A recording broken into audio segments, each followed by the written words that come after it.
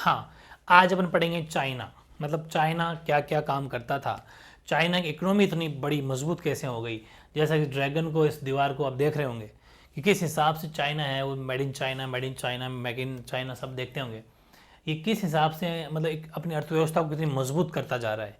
क्या इसकी वजह है कि आज जो इकोनॉमी है इसकी ज़बरदस्त हो रही है, और ऐसा अंदाज़ा लगाया जा रहा है कि 2040 तक तो ये लगभग लगभग यूएस, जो कि अभी सुपर पावर है, सबसे बड़ी इकोनॉमी है, उसकी अर्थव्यवस्था से भी आगे निकल चुका होगा 2040 तक, अगर इसी स्पीड से, अभी जैसे स्पीड से अपनी प्रोग्रेस कर रहा है, अगर करता गया तो। क्योंकि इसने बेसिकली क्या हुआ कि ये जो चाइना है, इस चीन ने हमेशा एक ही काम किया शुरू से लेके। सबसे पहले की थोड़ी छोटी सी मैं स्टोरी बताता हूँ आपको। तो एक बात है माओ जेडोंग की, ठीक है, जो पहले इनका एक प्रेसिडेंट थे, माओ जेडोंग, ठीक है।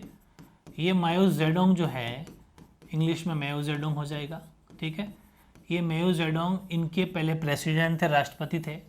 इन्होंने क्रांति करी थी 1949 में, ठीक है, साम्यवादी क्रांति, जिसको अपन कम्युनिस्ट रिवोल्यूशन बोल सकते हैं, साम्यवादी क्रांति, ठीक है, यानी कि कम्युनिस्ट रिवोल्यूशन, ठीक है। कम्युनिस्ट रिवोल्यूशन, साम्यवादी क्रांति की थी 1949 में। और उस टाइम पर क्या था कि ये जो हैं बेसिकली सोवियत, मतलब उसके सिस्टम के अकॉर्डिंग चलते थे। और फिर फाइनली उन्होंने क्या करा कि बाद में इन्होंने पूंजीवादी, जो कैपिटलिस्ट दुनिया है, पूंजीवादी दुनिया से इन्होंने विदाई ले ली, ऐसा मान लीजिए, अलविदा कह दिया कैपिटलिस्ट वर्ल्ड को। कैपिटलिस्ट वर्ल्ड से यहाँ अलग हो गए, और जब पूंजीवादी दुनिया से अलग हो गए, उन्होंने कहा कि यार क्या ऐसी सिस्टम हम नहीं करेंगे।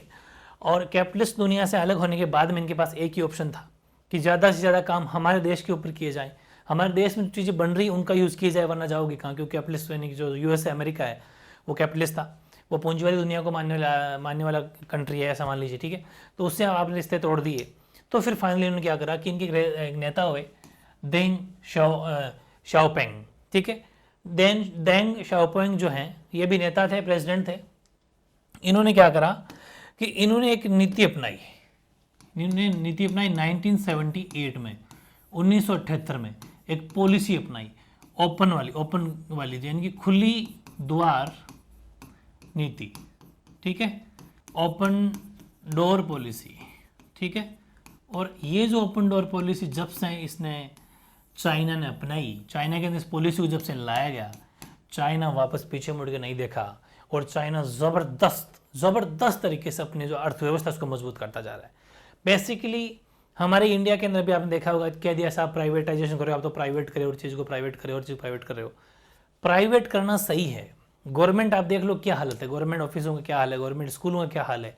टीचर हो चाहे और भी कोई ऑफिस, काम करते ही नहीं है ढंग से करते, उनको पता है सैलरी फिक्स से मिल जाएगी, महीने के 30 दिन निकालने, कैसे भी निकाल दो।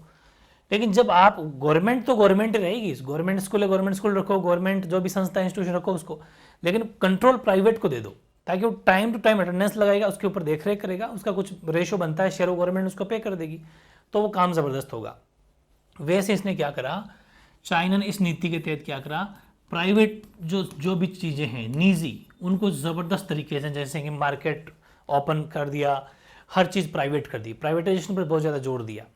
इस वजह से जो क्या है कि काम बहुत ज़बरदस्त तरीके से हुआ। और हालांकि इन्होंने जो शॉक थेरेपी अपनाई थी, शॉक थेरेपी नहीं अपनाई इन्होंने यूएसएसआर की तरह। शॉक थेरेपी का मतलब पढ़ चुके थे, ज़बरदस्त तरीके से हर तरह से छूट दे देना, वैसा नहीं, आराम से धीरे धीरे चढ़े थे ये। शॉक थेरेपी को ना अपना के अपने खुद का सिस्टम अपनाया, और इस वजह से ज़बरदस्त पॉलिसी इनकी काम करी। एग्जाम में क्वेश्चन क्या आएगा कि चाइना ने कौन सी नीति या कौन सी नई आर्थिक नीति, कौन सी न्यू इकोनॉमिक पॉलिसी अपनाई जिस वजह से उसकी अर्थव्यवस्था ज़बरदस्त मजबूत हुई।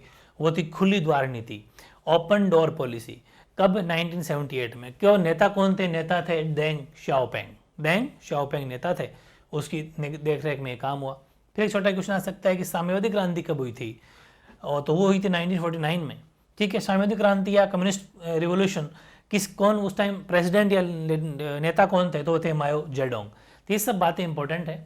अब इसके ये जो आपको ड्रोन दिख रहा है, ये जो मतलब ये जो दीवार है, सब पढ़ेंगे इसके बारे में कि किस हिसाब से जो है चाइना ग्रोथ कर रहा है, इकोनॉमी कैसे मजबूत कर रहा है, वो सब अपन आज पढ़ने वाले हैं। बड़े ध्यान से पढ़ना है। पहली बात तो ये कि आर्थिक शक्ति के रूप में चीन का उदय हुआ तो हुआ कैसे, rise of the China as an economic power, ठीक है। तो 1978 के बाद जारी चीन की आर्थिक सफलता को एक महाशक्ति के रूप में, इसके उभरने के रूप में देखा जा रहा है। मैंने बता दिया आपको 1978 में जब से पॉलिसी आई ओपन डोर, इसके बाद में चाइना ज़बरदस्त ग्रोथ कर रहा है। ठीक है, ये चीज़ है। तो China continue economic success 1978 is being seen as part of its emergence as super power. As first है कि आर्थिक सुधारों की शुरुआत करने के बाद से चीन सबसे ज़्यादा तेज़ी से आर्थिक विकास कर रहा है, और ये माना जाता है कि इस रफ्तार से चलते हुए 2040 तक वे दुनिया की सबसे बड़ी आर्थिक शक्ति अमेरिका जो भी हैं उससे भी, यहाँ कोमा नहीं है, यहाँ कोमा लगाना, अमेरिका से भी आगे निकल जाएगा। ठीक है, China has been fastest growing economy since the reforms first began there. It is projected to overtake the US as the world's largest economy by 2040. 2040 तक अगर ऐसे ही रहा तो नंबर 1 चाइना बन जाएगा। ठीक है, इकोनॉमी में। दूसरा, आर्थिक स्तर पर अपने पड़ोसी देशों से जुड़ाव के चलते चीन पूर्व एशिया के विकास का इंजन जैसा बना है, और इस कारण क्षेत्रीय मामलों में उसका प्रभाव बढ़ गया। देखो, भारत में भी चाइना का बहुत ज़्यादा प्रोडक्ट बिकते हैं, बहुत ज़्यादा व्यापार भारत के अंदर चाइना का है, क्योंकि ये चीज़ें सस्ती बनाता है। क्योंकि इसके पास में क्या है, इसके पास में पॉपुलेशन बहुत, जनसंख्या बहुत है, लेबर मिल जाता है इसको। लेबर जानते हो ना, काम करने वाला श्रमिक, क्योंकि जनसंख्या बहुत है, नंबर 1 है पॉपुलेशन में, इसलिए अपने घर में ही प्रोडक्ट बनाता है। कोई अगर किसी रॉ मटेरियल की या कच्चे माल की जरूरत पड़ती है तो किसी देश से ये इम्पोर्ट कर लेता है, आयात कर लेता है, और उसको अपने घर में बना के बेचता है। इसलिए लेबर सस्ता है तो चीज़ें भी सस्ती बनाता है, और हर कोई, इंडिया में खास तौर से लोग सस्ती पे विश्वास करते हैं, महंगी की तरफ बहुत कम जाते हैं क्योंकि पैसे वाले लोग जाते हैं। बाकी तो यहाँ पर मैंने कहा ना आपको, क्वालिटी पे ध्यान नहीं देते, क्वांटिटी पे ध्यान देते हैं। बस कि 100 रुपये में 4 आ रही है, जबकि 200 रुपये में 1 आ रही है, या 100 रुपये में 1 आ रही है, नहीं 100 में 4 आ रही, वो लो। क्वालिटी पे ध्यान देते ही नहीं, क्वांटिटी आनी चाहिए, बस वो चीज़ है। इसलिए चाइना के प्रोडक्ट खूब बिकते हैं। तो ये सब है कि ये अपने पड़ोसी जितने भी मुल्क है, देश है, उन सबसे ज़बरदस्त अपना व्यापार करता है, इसलिए उन खूब सारा पैसा भी लेता रहता है, इसलिए इसका प्रभाव है जो अपने नेबर कंट्री के ऊपर बना हुआ है। Its economy integration into the region makes in the drive of east Asian growth. Engine का मतलब ये है कि जैसे कोई भी गाड़ी, उसका अगर इंजन मजबूत है तो उसके पीछे कितना भी वेट हो, वजन हो, घींच लेगा, उसको खींच लेगा। वही चीज़ है कि इंजन बन गया है।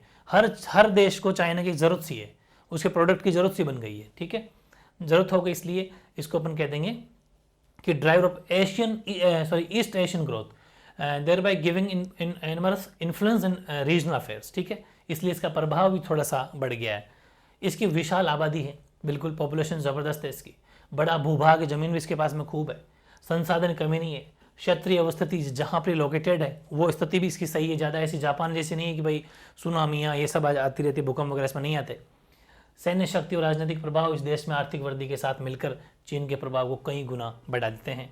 The strength of its economy together with other factors such as population खूब है, land mass, resources, regional location and political influence adds to power of significant ways. मैंने कहा ना, अगर किसी के पास में सोर्स हो तो पॉपुलेशन बड़ी काम की चीज़ है, क्योंकि आपको लेबर इजीली अवेलेबल हो जाएगा। वरना अगर जनसंख्या कम है तो लेबर नहीं मिलता, श्रमिक कम मिलेंगे तो श्रमिक कम मिलेंगे, क्योंकि रेट ज़्यादा होगी। तो कोई चीज़ बनाने में श्रमिक अगर ज़्यादा पैसा लेगा तो वो महंगी पड़ेगी, और महंगी कोई खरीदना चाहता नहीं, ये चीज़ है। जबकि इसके पास में लेबर खूब है, आराम से माल बिकता है क्योंकि सस्ता बनाता है। फिर नेक्स्ट क्वेश्चन आपका माओ युग। ये मैंने बताया ना भी, जो माओ थे, माओ जेडोंग। तो माओ युग के पश्चात, माओ जेडोंग बोल दो चाहे वो राष्ट्रपति थे चाइना के, तो माओ युग के पश्चात चीन में अपनाई गई नई आर्थिक नीतियों के कारण तथा परिणाम, उनकी नीतियां थी, वो मैंने कहा था वो कम्युनिस्ट, उन्होंने रिवोल्यूशन किया था 1949 में। लेकिन उनके बाद में 1950 से लेके पूरा टाइम पीरियड है, उसके बाद में चाइना काफ़ी अच्छा डेवलपमेंट किया है। और वैसा 1978 के बाद में किया था, स्पीड तो पकड़ी थी, लेकिन फिर भी 1950-60 के दशक में चीन अपना उतना आर्थिक विकास नहीं कर पा रहा था जितना वह चाह रहा था, क्योंकि उस टाइम पर थोड़ी वो पूंजीवादी सोच थी इनकी, थोड़ी कैपिटलिस्ट सोच थी। उससे दूरी बनाई, 1978 में स्पीड पकड़ी थी इसने प्रॉपर। तो ठीक है, तो ये हो जाएंगे कॉजेज भी बताने अपन को और कॉन्सिक्वेंस बताने दोनों के, न्यू इकोनॉमिक पॉलिसी के, जो इन्होंने 1978 में अपनाई थी। तो in the 1950s-60s China was not able to develop its economic growth as much as it wanted, because कारण थे कि the growth rate of the economy was 5 to 6%, but annual growth rate 2-3% in the population was destroying this growth rate, and the growing population was deprived of the benefits of development। ये चीज़ थी कि अर्थव्यवस्था की विकास दर 5% थी, लेकिन जनसंख्या 2 से 3% में वार्षिक वृद्धि, इस पूरे विकास मतलब ज़बरदस्त पॉपुलेशन बढ़ रही थी, जबकि इकोनॉमिक तो 5 से 6% ही फीसदी बढ़ रही थी। इसलिए जो भी थोड़ी बहुत ग्रोथ होती है अर्थव्यवस्था की इकोनॉमी की, इसने पूरा पानी फेर दिया, क्योंकि पॉपुलेशन ज़बरदस्त बढ़ गई चाइना की। इसलिए क्या हुआ, पूरा पानी फेर दिया जो भी काम हुआ। इसलिए बढ़ती आबादी विकास के लाभ में वंचित रह रही थी। ये कुछ कारण था पहले वाली पॉलिसी से। लेकिन फाइनल ये अच्छा मैंने एक साइड में बॉक्स में लिखा है कि 1949 में माओ के नेतृत्व में साम्यवादी क्रांति हुई थी। हालांकि मैंने स्टार्टिंग बता दिया था, फिर भी लिख लेना कहीं पर। Communist revolution took place in 1940 under the leadership of Mao.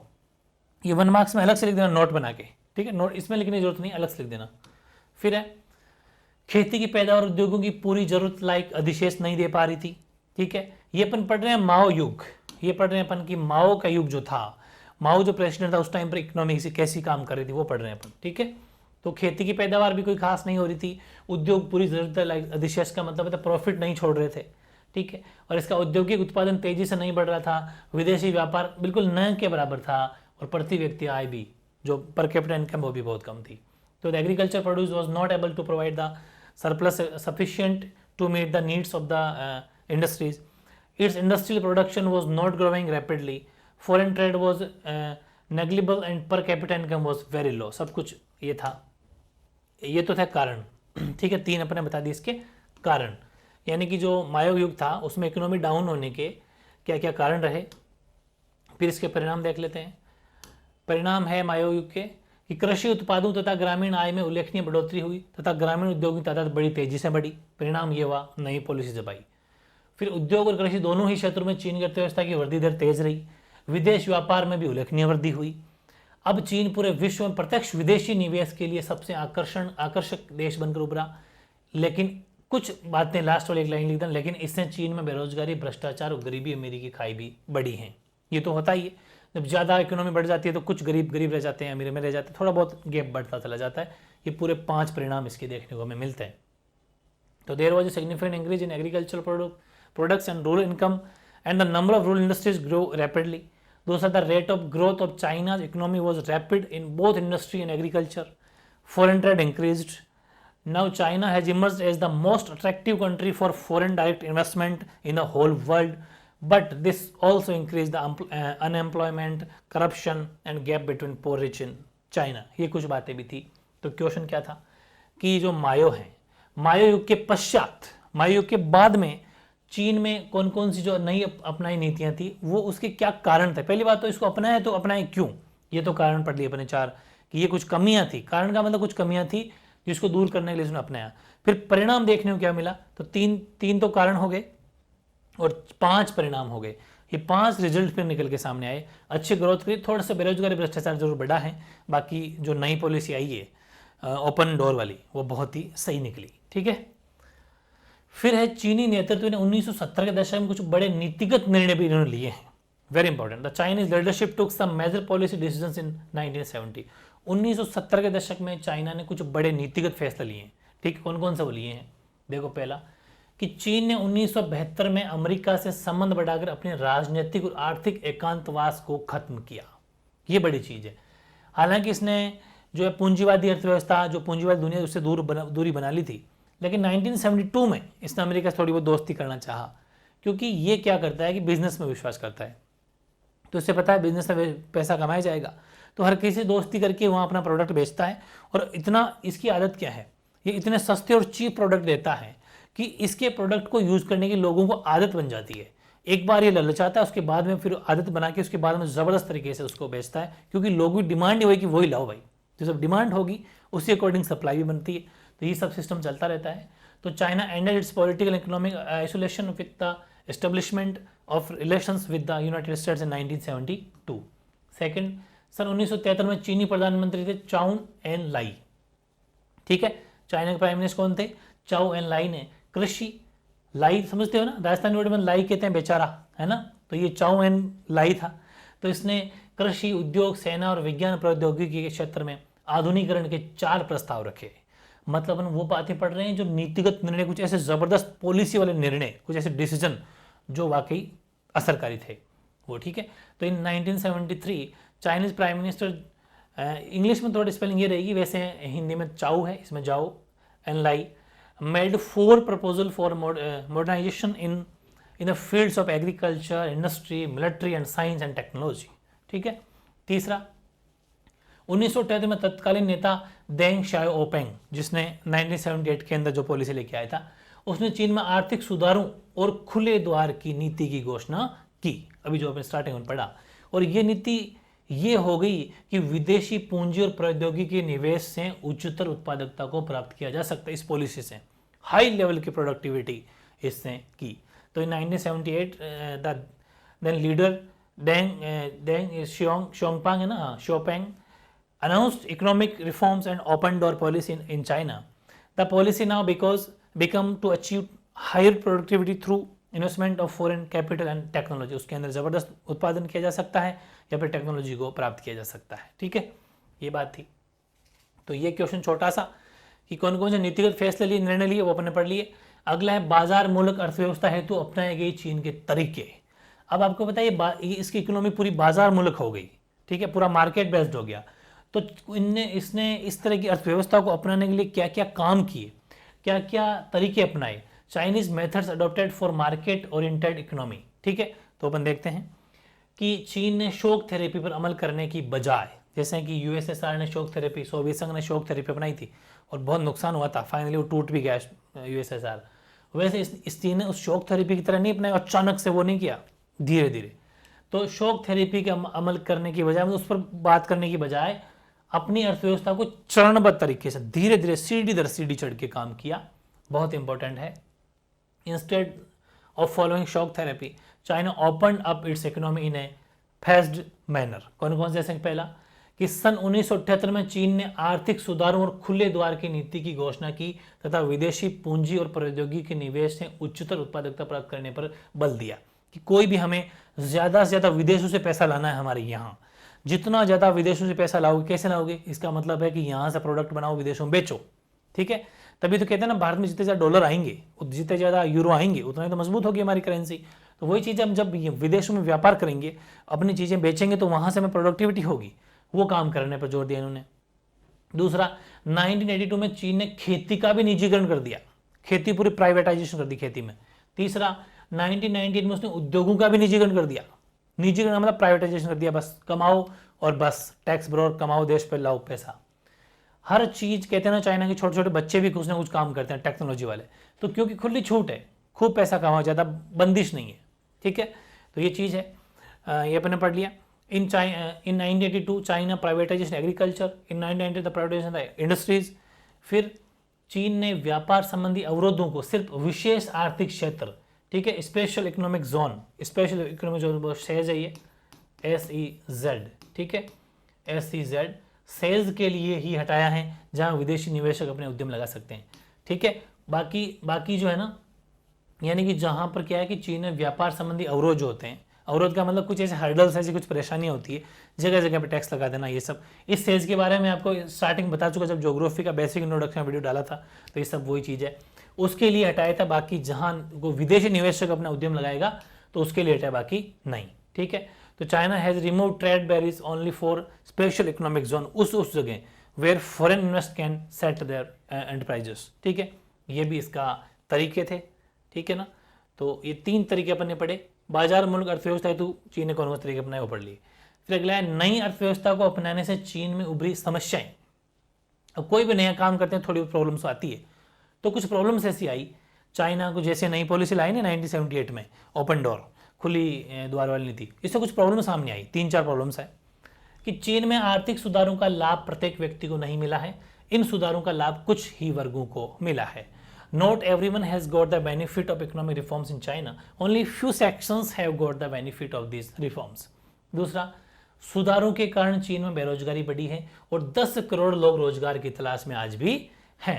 Unemployment has increased in China due to reforms and 10 crore people are looking for unemployment.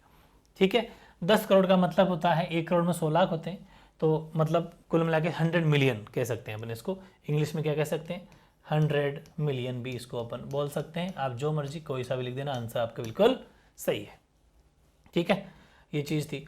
फिर हाँ, नई अर्थ हो गया अपना। हाँ, नई अर्थव्यवस्था में पर्यावरण के नुकसान और भ्रष्टाचार के बढ़ते जैसे परिणाम भी सामने आए। बिल्कुल सही, जो भी नए इकोनॉमी करेंगे, नया बिजनेस करेंगे, तो पर्यावरण हमेशा डिस्टर्ब होता ही होता है। कोई भी बिजनेस करो, आप काम करो, उसमें ज़्यादातर। In the new economy consequence like damage the environment and increase in corruption है also come to the fore.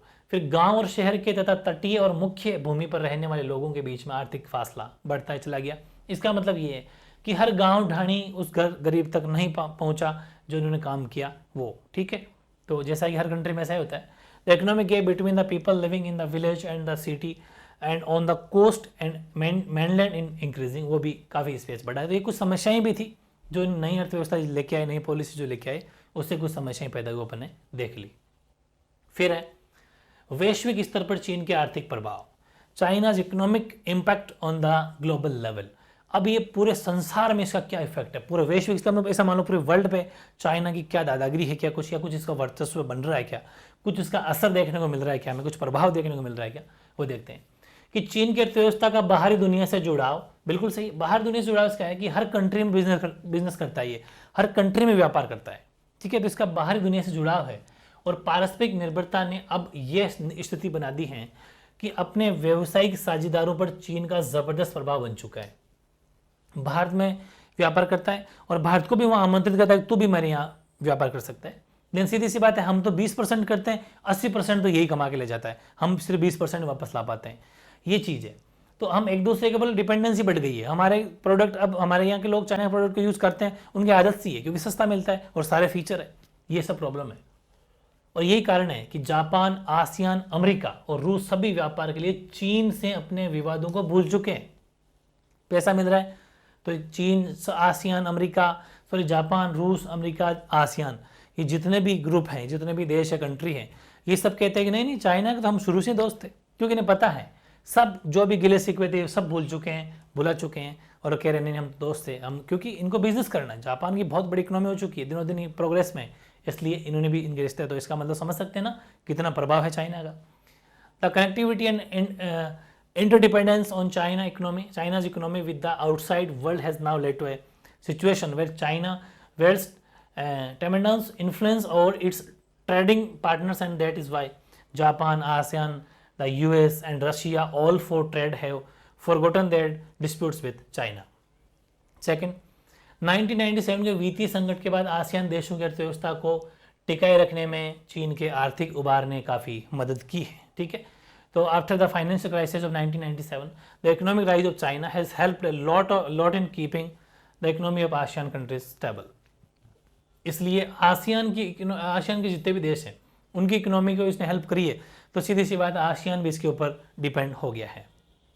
फिर जो अमेरिका है, लातिन अमेरिका एक ही बात है, अमेरिका ही बोल दीजिए आप तो, ठीक है। लातिन अमेरिका और अफ्रीका में निवेश और मदद की इतनी नीतियाँ बताती हैं कि विकासशील देशों के मामले में चीन एक नई विश्व शक्ति के रूप में उभरता जा रहा है, ठीक है। Its policies of investment and aid in Latin America and Africa show that China is emerging as a new world power in terms of developing countries, उसमें उभरता जा रहा है, बिल्कुल सही है। क्योंकि अब इसमें अमेरिका में, अफ्रीका में निवेश कर रहा है, तो इससे इसकी जो कुछ पॉलिसियाँ ईजी बना रहा है, ये मतलब कि सॉफ्ट बना रहा है, इस वजह से ज़बरदस्त की जो इकोनॉमी बढ़ती जा रही है, ठीक है। तो ये थे चीन में समस्याएं, ये थी आर्थिक प्रभाव। नेक्स्ट है काफ़ी अलग question, different question, important question, Bharat चीन के संघर्ष के मुद्दे। काफ़ी इंपॉर्टेंट क्वेश्चन है भाई, बड़ा क्वेश्चन लिया है पूरा, 5-6 पॉइंट एज इट इज बहुत ही शानदार तरीके से लिखे हुए, बस समझना सुनना थोड़ा सा। भारत चीन के बीच में संघर्ष जो हुआ, इंडिया चाइना कॉन्फ्लिक्ट इश्यूज, क्या क्या ऐसे इशू रहे कि भारत में एक्चुअली ऐसी क्या प्रॉब्लम रही कि हमारे चाइना के बीच में रिश्ते उतने अच्छे नहीं है, कभी मीठे तो कभी खट्टे, लेकिन मोस्टली खट्टे ही रहते हैं, ठीक है। हालांकि कुछ नारे जरूर लगते हैं कि भारत चीनी भाई भाई, लेकिन वो ऐसा कुछ भी नहीं है। देखते हैं, पहली चीनी की स्वतंत्रता 1949 के बाद से चीन जो स्वतंत्र हुआ 1949 के बाद से कुछ समय के लिए दोनों देशों के संबंध मैत्रीपूर्ण रहे। मतलब चीन की स्वतंत्र 1949 के बाद में भारत और चाइना के बीच में कुछ रिलेशन ठीक रहे। कुछ समय के लिए हिंदी चीनी भाई भाई का जो नारा था काफ़ी लोकप्रिय, फेमस हुआ, ऐसा लग रहा था कि वाकई दोस्ती बन गई और काफ़ी बढ़िया हुआ।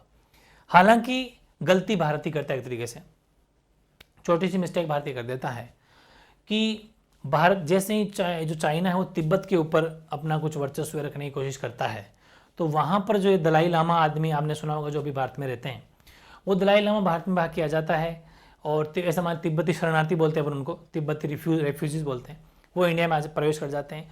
और हम यहाँ पर, हम तो है ही बस, हम तो शरणार्थियों की रक्षा करते हैं, हमने उनको शरणार्थियों यहाँ पर रख लिया और वो हमारी बड़ी गलती हो गई कि हमने चीन के दुश्मन को छेड़ा है, तो वो हमारी गलती हो गई। और उससे चीन ने भारत को जो दोस्ती थी उसको बिल्कुल ख़त्म कर दिया। 1962 के अंदर जैसे वार हुआ उसमें हमें थोड़ी मुँह की खानी पड़ी और हमें उसमें कहते हैं ना कि एक तरीके से सैनिक युद्ध हुआ था, उसमें हार भी हुई क्योंकि इतनी बड़ी कंट्री है। तो वो सब बातें शुरुआत हम नहीं करती, उसके बाद में थोड़े थोड़े अरुणाचल प्रदेश वाला इशू भी चल रहा है, अभी दिखाऊंगा मैं आगे, ये सब बातें हैं। तो किंतु निम्न मुद्दों के कारण दोनों देशों के बीच संघर्ष और कटुता पैदा हो गई। In after the independence of China 1949 the relations between the two countries remained friendly for some time the slogan Hindi Chini bhai भाई also became popular, but due to the following issues, conflict and bitterness arose between the two countries। कौन कौन से देखते हैं अपन, चलते रहते हैं इनमें विवाद। पहला तिब्बत का प्रश्न। 1949 से पूर्व तिब्बत नाम मात्र के लिए चीन के अधीन था और आंतरिक तथा बाह्य मामलों में पूर्णतः स्वतंत्र था। सिर्फ थोड़ा बहुत चाइना इंटरफेयर करता था, बाकी वो अपना सेपरेट कंट्री की तरह था। लेकिन भारत के साथ तिब्बत के घनिष्ठ व्यापारिक और सांस्कृतिक संबंध रहे हैं। भारत तिब्बत के बीच में बहुत गहरी दोस्ती है, सांस्कृतिक कल्चर से भी और व्यापारिक भी, हम बिजनेस भी काफ़ी उससे करते हैं, काफ़ी संबंध अच्छे रहे हैं। 1950 में हुआ क्या, 1950 में चीन ने तिब्बत को हड़पने की प्रक्रिया चालू कर दी। सोचा काफ़ी दिन हो गए, अपने पड़ोसी ये ले लेते हैं अंडर में, ठीक है, तो ये सोच लिया उसने। और 1954 में चीन की सरकार ने तिब्बत पर अपना संपूर्ण अधिकार जमा लिया, कंप्लीट हड़प भी लिया, चलो छुट्टी निकलो, तिब्बत आज से चाइना का। तिब्बतियों ने चीन की नीति का विरोध किया। तिब्बतियों ने कहा भाई ये कोई बात थोड़ी होती है, आप पावरफुल हो तो ऐसा थोड़ी होता है कि छोटे को खींचोगे मारोगे कमजोर को। तो इस नीति का विरोध किया, इस पॉलिसी का विरोध किया। और जो दलाई लामा है, जो तिब्बती शरणार्थी है, ठीक है, वो भारत में आकर उसने शरण ले ली और भारत ने राज्य खुशी उसको यहाँ पर रख भी लिया। चाइना को इस बात की भनक लग गई। तो क्या हुआ कि चीन ने शरण दिए जाने की भारत की इस कार्रवाई को अपने प्रति शत्रुता समझा कि अच्छा इसका मतलब ये हुआ कि तूने मेरे दुश्मन को रखा, इसका मतलब आज से तू भी मेरा दुश्मन हो गया।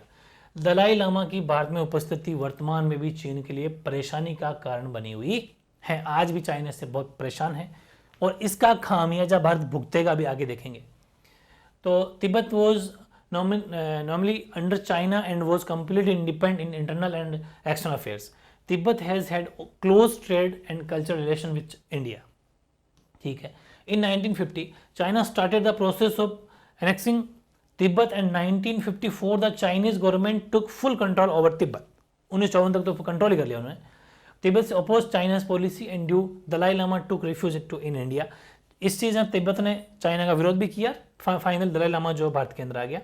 तो China termed India's action of giving as hostility towards itself. इसने चाइना ने इसका दलाई लामा को रखने से समझा कि नहीं ये तो मेरा शत्रु था, इसको तुमने रख लिया, गलत बात है, इसको उल्टा समझा। और the presence of the Dalai Lama in India continues to be a cause of trouble for China event at present. आज भी इसकी प्रॉब्लम चाइना के लिए समस्या है। सेकेंड है मैकमोहन रेखा तथा सीमा विवाद। शुरुआत तो दलाई लामा से हो गई थोड़ी थोड़ी। अब भारत और चाइना के बीच में क्या है, मैं आपको थोड़े से पहले पढ़ते हैं फिर अपन बात मैप दिखाऊंगा आपको कि भारत के साथ सीमा विवाद एक ऐतिहासिक, शुरू से ही हमारे तो सीमा विवाद ही चलते हैं। चाहे पाकिस्तान से लड़ाई तो सीमा को लेके ही है, चाइना के साथ में लड़ाई तो वो सीमा को लेके ही है, ये चलती रहती है। ये तो इसकी ऐतिहासिक देन है। The border dispute with India is a historical gift. ये तो शुरू से इनको कहता है ना कि गिफ्ट मिला हुआ है। भारत मैकमोहन रेखा को दोनों के बीच, कौन दोनों के बीच में, भारत और चाइना के बीच में ये बात चल रही है, इंडिया एंड चाइना, ठीक है ना, भारत और चाइना के बीच, दोनों के बीच सीमा रेखा मानता है। मैकमोहन रेखा खींची हुई है, मैं दिखा देता हूँ आप। तो ये देखो मैप देखिए आप, ये मैकमोहन रेखा है, ठीक है, मैं तो रेड कलर से दिखा देता हूँ। ये जो येलो दिख रही है ना, ये मैकमोहन रेखा है, ठीक है। और इस रेखा को, मैकमोहन रेखा को भारत जो है, मैकमोहन लाइन बोल दो, चाहे मैकमोहन लाइन या मैकमोहन रेखा, भारत चाइना और भारत के बिल्कुल बीचों बीच की सीमा रेखा मानता है कि ये हमारी बाउंड्री है, उधर तू इधर हम, ठीक है। लेकिन चाइना कहता है कि नहीं कोई बाउंड्री नहीं, वो इसको मानता ही नहीं और वो ज़बरदस्ती ही उधर से इंडिया के अंदर से अटैक करता रहता है। कुछ ऐसी एक्टिविटियाँ चलते ही, आतंकवादी गतिविधियाँ हैं, घुसपैठ करना है, चलते ही करता रहता है और काफ़ी परेशान भारत को करता है। ये मैकमोहन रेखा है जो ऊपर भारत का हिस्सा है, अरुणाचल प्रदेश वाला। ये देखो असम है, इधर असम ब्रह्मपुत्र दिख रहा होगा आपको। ये पोर्शन भी और भी दिखाता हूँ मैं आपको, ठीक है। तो हालांकि मैंने आपको ये चीज़ें पहले ही बता रखी है, तो ये चीज़ हो गई। और एक दिखाता हूँ मैं आपको एक चीज़ और, वो है अपना जो अरुणाचल प्रदेश के ऊपर थोड़ा कंट्रोल दिखा रहा है अपना, वो भी है। अरुणाचल प्रदेश वाली बात अगर मैं आपको दिखाना चाहूँ तो वो ये है कि ये देखो, ये इधर चाइना है, ठीक है। और अक्साई चीन को लेके विवाद हो रहा है चाइना के साथ में भारत का। कैसे? ये अक्साई चीन है, ये देखो हमारा जम्मू कश्मीर है, ठीक है, जम्मू कश्मीर जो इंडिया का हिस्सा है, जम्मू कश्मीर के पास इधर ये अक्साई चीन है, इसको लेके विवाद है। ये क्या है? वैसा तो इंडिया का है, ये भारत का हिस्सा है, और इतने पे इसने कब्जा कर रखा है चाइना ने। ये पूरा अक्साई चीन हड़प रखा है इसने, ये पूरा अक्साई चीन, ये भी चाइना के कंट्रोल में, ये पूरा तो चाइना है। ये अक्साई चीन हम मैप में जरूर दिखाते हैं, एक्चुअल में हमारे मानचित्र में, मैप में हम इसको पूरा मैप बनाते हैं, लेकिन ये अक्साई चीन को चाइना जो है भारत का हिस्सा मानता ही नहीं है, और ये अपने मैप में इसको दिखाता है चाइना, जबकि हम अपने मैप में इसको दिखाते हैं। और एक्चुअल में चाइना का ही यहाँ पर कंट्रोल है। अक्साई चीन एडमिनिस्ट्रेटेड बाय चाइना, चाइना का ही इसके ऊपर भी कंट्रोल है, चाइना इसने हड़प रखा है जबरदस्ती, लेकिन अब क्या कर सकते हैं, ठीक है। तो ये वाला हिस्सा भी, इसका लेके भी विवाद हमारे और चाइना के बीच में चल रहा है, ठीक है। तो ये सब बातें अपन देखने वाले नोट्स में, बड़े ध्यान से देखना। ये मैप तो खैर आप चाहो थोड़े बहुत बना सकते हो कहीं पर, ठीक है, अच्छे नोट्स बन जाएंगे। छोटा सा मैप बना देना ऊपर ऊपर का, कोई बड़ी बात नहीं है। तो अब देखते हैं नेक्स्ट कि मानता है, लेकिन चीन इसे स्वीकार नहीं करता। ये कहता है कि नहीं, कोई मैकमोहन रेखा नहीं है, ये कहीं की बाउंड्री है, ठीक है। फलते ये भारतीय भूभाग में घुसपैठ करता रहता है, और 1962 में भारत और चीन दोनों देश अरुणाचल प्रदेश के कुछ इलाकों और लद्दाख के अक्साई चीन क्षेत्र पर प्रतिस्पर्धी दाव चल। अरुणाचल प्रदेश पे भी कुछ कंट्रोल इसका है, अरुणाचल प्रदेश का भी खूब सारा हिस्सा इसने हड़प रखा है, और लद्दाख के ऊपर का जो एरिया अक्साई चीन, इसने भी चाइना उसको भी हड़प रखा, जो मैंने अभी आपको मैप में दिखाया। ये दोनों ही प्रॉब्लम है। और 1962 के भारत को सैनिक पराजय झेलनी पड़ी थी, इसीलिए 1962 में लड़ाई भी हुई हमारे बीच में, और उसमें हालांकि भारत को सैनिक इसमें युद्ध में हार झेलनी पड़ी, क्योंकि वो काफ़ी, आपको पता है, पावरफुल है, और लेकिन भारत का काफ़ी भूभाग उसने अपने कब्जे में ले लिया 1962 में। दलाई लामा को रखने के बाद में हमारा शत्रु बना, उसके बाद में इसने एक तरीके से रंजिश पकड़ ली थी कि इसका बदला तो लूंगा, और फिर लिया, और काफ़ी अरुणाचल प्रदेश का और खूब सारा भूभाग अक्साई चीन वगैरह इसको हड़प रखा है अभी इसने। हालांकि मैप में अपन दिखाते हैं, लेकिन वो हिस्सा हमारे पास में नहीं है, वो आज भी चाइना के पास में ही है, ठीक है। 1962 से लेकर 1976 तक दोनों देशों के बीच कूटनीतिक संबंध समाप्त रहे, बिल्कुल खत्म, कोई बातचीत नहीं, दुश्मनी रही। 1981 के दशक के बाद दोनों देशों के बीच कुछ सीमा विवादों को दूर करने के लिए कुछ वार्ताओं का सिलसिला चला, लेकिन वो कहते हैं लॉलीपॉप दे दिया जाता है, मिलता कुछ भी नहीं है, वो चीज़ है, बस वार्ताएं करने से काम थोड़ी चलेगा, ठीक है। तो the border dispute with India is a historic gift. India consider the McMahon line as the boundary line between the two, but China does not accept it. As a result, he keeps infiltrating that Indian territory. In 1962, both India and China fought over competing claims over some areas of Arunachal Pradesh and the Aksai Chin region of Ladakh. इसको इसने हड़प लिया, और India had a faced military defeat 1962 and it took a lot of territory of India under its control. उसको फिर हमें थोड़ी सी हार भी हुई, और diplomatic relation between the two countries remained suspend from 1962 से 1976। 1962 से 1976 हमारे कोई संबंध अच्छे नहीं रहे, बिल्कुल शांत मामला, कोई बातचीत नहीं। After the decade of 1981 the process of talks is going on the resolve the border dispute between the two countries. उनके बीच में थोड़ा फिर बातचीत का जो सिलसिला वो 1981 के बाद में चलना शुरू हुआ। ये मैकमोहन वाला विवाद हो गया। सिक्किम को हालांकि भारत में मिल गया था इंदिरा गांधी के टाइम पर, तो सिक्किम का भारत में विलय हो गया। वो था कि श्रीमती इंदिरा गांधी को सन 1975 में सिक्किम को भारत में मिलाकर उसने देश का 22वां राज्य घोषित किया।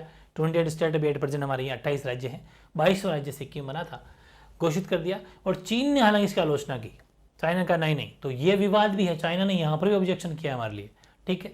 उसके द्वारा प्रदर्शित मानचित्रों में सिक्किम को भारत के हिस्से के रूप में नहीं दर्शाया गया। जब देखो जो मैप बनाए जाते हैं, जैसे चाइना के अंदर कोई पढ़ाई होती होगी, तो चाइना के अंदर भारत के देश के मैप को जब दिखाया जाता है तो उसमें सिक्किम को नहीं दिखाया जाता। हालांकि फाइनली उसके बाद में तो ऐसा मान लीजिए कि चाइना खुद का मैप में सिक्किम को दिखाया जा रहा है, जबकि सिक्किम भारत का हो चुका था फाइनली। हालांकि बाद में चाइना मान जाता है और हमारा हिस्सा बन जाता है, वो तो आलोचना करता है, और मैप मानचित्र में भी नहीं दिखाता सिक्किम को भारत के हिस्से का, नहीं दिखाया रहा, वो नहीं दिखाया। लेकिन 2005 में चीन ने सिक्किम को भारतीय भूभाग में शामिल कर दिया और उसको मान्यता दे दी, और दोनों के मध्य ये विवाद तो खत्म हो गया। 2005 में हमारा ये विवाद खत्म है, ठीक है मामला, सिक्किम तो हमारे मर्ज हो गया।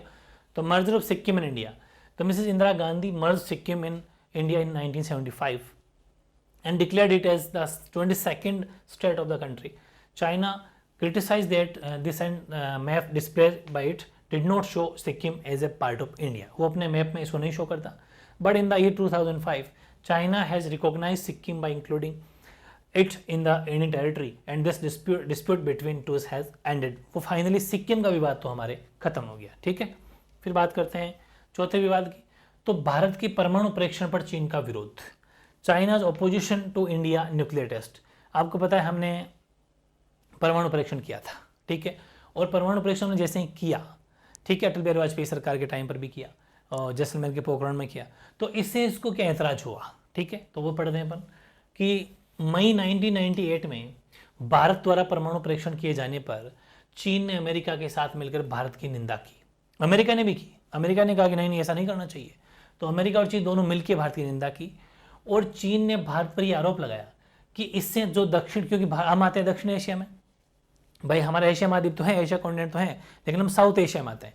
तो चाइना और अमेरिका क्या कहते हैं, ये आरोप लगाते हैं कि अगर आप इस हिसाब से परमाणु परीक्षण करोगे, ऐसे एटॉमिक अगर आप ऐसे करोगे, तो इससे क्या होगा कि जितने भी जो दक्षिण एशिया है, जो साउथ एशिया, वो हर कोई होड़ मच जाएगी, वो क्या मैं भी करूँगा, मैं भी करूँगा, तो ये अच्छी बात नहीं है, ये आरोप लगाते हैं, जबकि खुद रोजाना करते हैं। तो दक्षिण एशिया परमाणु होड़ शुरू हो जाएगी और वो एक सुसंगठित अभियान चलाकर भारत पर एनपीटी पर हस्ताक्षर, ठीक है, एनपीटी की जिसको अपने सेकंड चैप्टर में आई थिंक पढ़ा होगा, आपकी बुक के चैप्टर में पढ़ा था, कौन सा चैप्टर था, तो एनपीटी पर हस्ताक्षर करने की बात चली थी, यानी कि न्यूक्लियर नॉन प्रोलिफरेशन ट्रीटी, यानी कि परमाणु अप्रसार संधि। इस संधि पर हस्ताक्षर करवाने की पूरी कोशिश की। अगर इस ट्रीटी पर सिग्नेचर कर देंगे तो उसके बाद में कोई भी देश क्या कर सकता है, वो परमाणु का परीक्षण नहीं कर सकता। इसने खूब कोशिश की चाइना ने, ठीक है, कुछ अभियान चलाया हस्ताक्षर करने के लिए, दबाव डाला, लेकिन करे नहीं। तो ऐसी स्थिति में दोनों देशों के मध्य कड़वाहट होना तो स्वाभाविक ही था कि हम परीक्षण करें तो भाई तेरा क्या जा रहा है, पहला परीक्षण दूसरा परीक्षण तो करें, कुछ तो करें, होना भी चाहिए एक देश की सुरक्षा के लिए। तो ये सब बातें हुई, तो इस वजह से भी हमारे बीच में थोड़ी कड़वाहट, भारत और चाइना के बीच में थोड़ी जो दुश्मनी है वो स्टार्ट हो गई। तो in May 1998 China along with America condemned India when India conduct a nuclear test. China assumed India that this would start a nuclear race in South Asia, इसने ये कहा। He launched an organized campaign to impose NPT, ठीक है, on India, और kept pressuring him to sign. In such a situation, it was natural to have bitterness between the two countries, इसलिए हमारे कुछ कड़वाहट दोनों देशों के बीच में ये हुई। तो ये चौथा पॉइंट हो गया। पांचवा है कि चीन पाकिस्तान के बीच बढ़ती निकटता। बिल्कुल, चाइना जो पाकिस्तान से काफ़ी दोस्ती कर रहा है, उसको खूब, मैं तो कह रहा हूँ इतना पैसा दे चुका है कि ऐसा लग रहा है कि अगर वापस पैसा नहीं चुका पाएगा तो एक दिन चाइना उसको कंट्रोल कर लेगा, क्योंकि इतना उसको कर्ज में दब चुका है वो, ठीक है, खूब मदद कर रहा है। और क्योंकि वो भारत का पड़ोसी है, इसलिए चाइना अपनी एक पकड़ मजबूत करना चाह रहा है, एक जगह बन जाएगी, वहाँ से वो इंडिया के ऊपर भी अटैक कर सकता है आने वाले टाइम में अगर कभी जरूरत पड़ी तो पाकिस्तान ने परमाणु कार्यक्रम को विकसित करने एवं मिसाइलों के निर्माण में चीन की अहम भूमिका रही है। जितने भी मिसाइलों का निर्माण वगैरह सब चाइना देता है उसको। और चीन पाकिस्तान के ग्वादर जो बंदरगाह है, ठीक है, ग्वादर बंदरगाह बना रहा है पाकिस्तान के अंदर, उससे वो बिल्कुल इंडिया के बिल्कुल पास में बाउंड्री है, तो उसने विकसित कर रहा है तथा पाकिस्तान को सैन्य सहयोग भी दे रहा है। और ये सभी तथ्य भारत के मन में चीन के प्रति हमेशा डाउट पैदा रहता है कि चाहता क्या है, या ग्वादर बंदरगाह बना रहा है, इतनी ज़बरदस्त तरीके से पाकिस्तानी हेल्प कर रहा है, उसके सैनिक मिसाइलें परमाणु सब दे रहा है, इसका मतलब हमें डाउट वहाँ पर होता है। क्या सोच के कर रहा होगा आगे फ्यूचर में, हमारे लिए बहुत ही गड़बड़ है। तो increasing closeness between China and Pakistan. तो China has played an important role in developing Pakistan nuclear programme and manufacturing missiles. China is developing Pakistan's Gwadar port and providing military assistance to Pakistan. All these facts create suspicion towards China in the mind of India. ये हमारे मस्तिष्क में कहीं ना कहीं doubt है कि Pakistan, China ऐसा चाहता क्या है, ठीक है।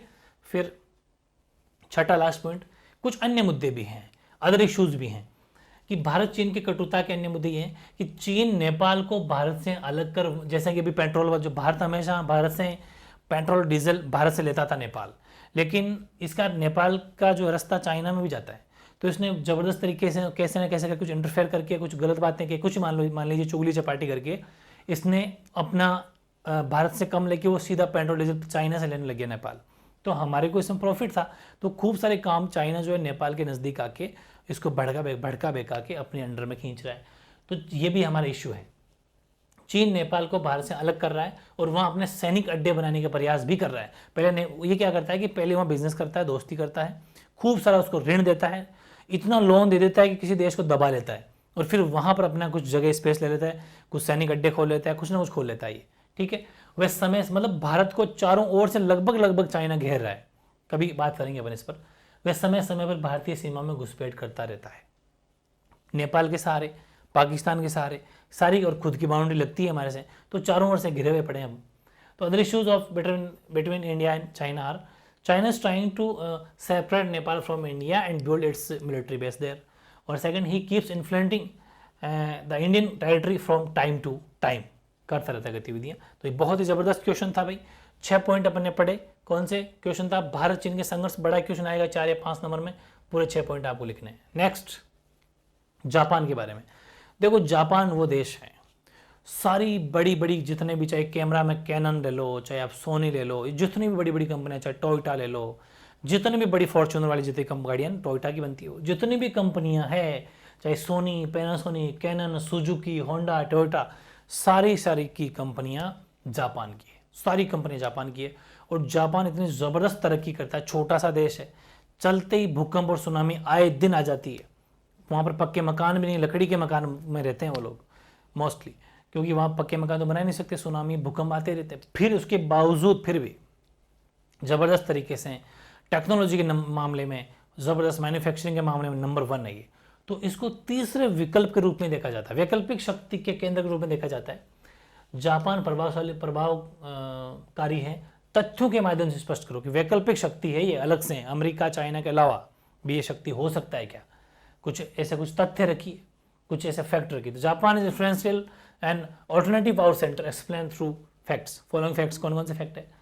Sony, Panasonic, Canon, Suzuki, Honda, Toyota और माजदा आदि प्रसिद्ध ब्रांड जापान के ये, इनके नाम उच्च प्रौद्योगिकी के उत्पाद बनाने के लिए मशहूर है। सारे के सारे प्रोडक्ट आप देखे होंगे, एक से बड़े प्रोडक्ट है।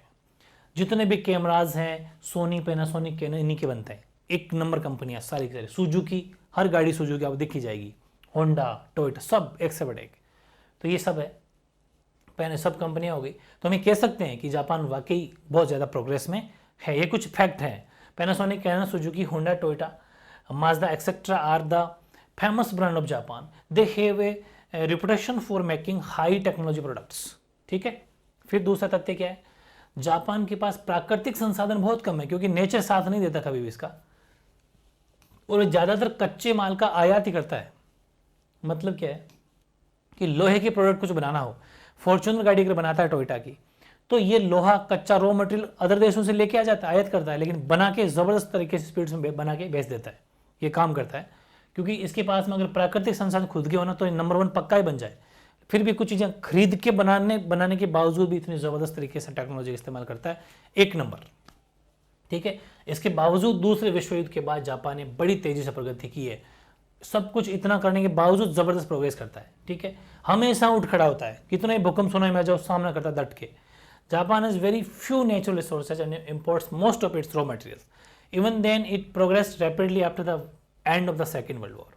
फिर जापान 1964 में आर्थिक सहयोग तथा विकास संगठन, organisation for economic cooperation and development, इसको अपन ऐसे इंग्लिश में लिख सकते हैं, ठीक है, जिसको OECD का सदस्य बन गया।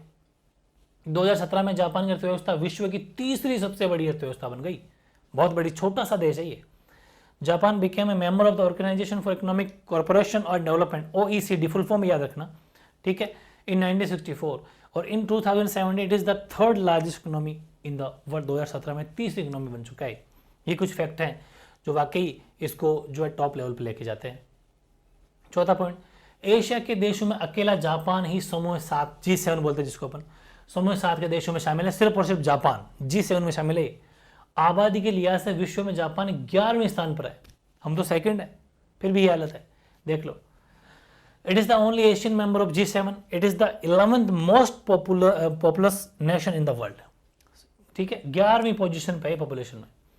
परमाणु बम की विभीषिका जेल, आपको पता है जापान में हिरोशिमा नागासाकी पर 2 जगह परमाणु बम, एटम बम भी गिराए गए थे अमेरिका के द्वारा। फिर भी परमाणु बम की विभीषिका झेलने वाला जापान इकलौता देश है।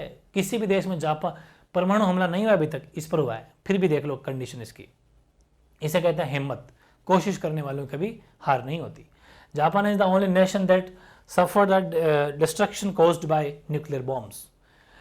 संयुक्त राष्ट्र संघ के बजट में अंशदान करने के लिहाज से जापान दूसरा सबसे बड़ा देश है। UN को, संयुक्त राष्ट्र संघ को बजट कुछ पैसा दिया जाता है ताकि वो सभी विश्व किसी न किसी भी कोई भी गरीब कंट्री की हेल्प कर देता है, उसमें नंबर 2 पे आता है बजट में जो भी अंशदान दिया जाता है ना, अंशदान करने में नंबर सेकंड पे आता है। समझ सकते हो कितना बड़ा देश है ये, मतलब दान भी ज़बरदस्त करता है ये।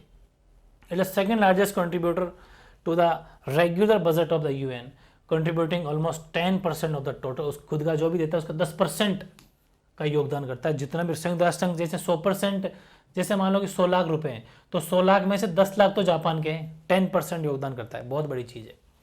ठीक है, फिर छठा पॉइंट, 1951 से जापान का अमेरिका के साथ सुरक्षा गठबंधन है। अमेरिका से भी रिलेशन अच्छे हैं इसके।